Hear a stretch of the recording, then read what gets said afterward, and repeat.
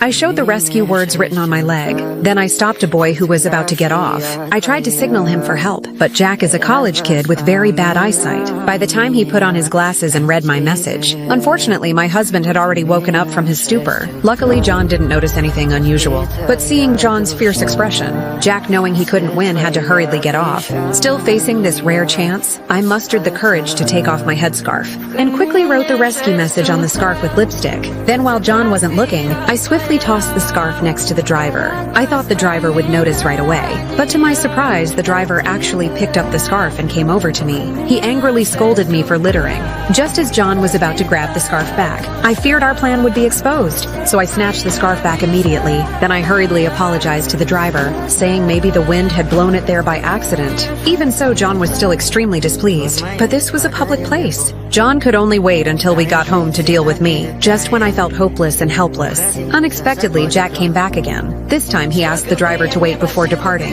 because one of his classmates was still on the way, but the driver didn't want to break the schedule for them, yet at Jack's request. And afterwards, Jack offered to pay an extra waiting fee.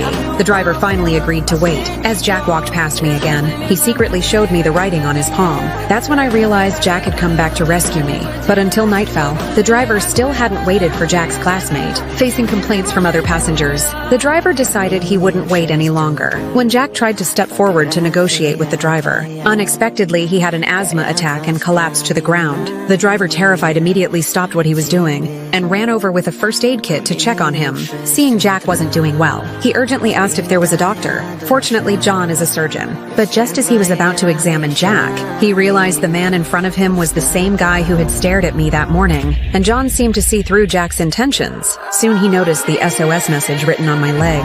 Faced with my bold move, angry John was about to scold Jack for meddling. The next second, I was behind him with a fire extinguisher. Before he could react, I smashed the extinguisher down on his head. Unfortunately, John didn't get knocked out. Instead, it only fired up her anger even more. Just as John got up to punish us again, the police arrived in time and immediately restrained John.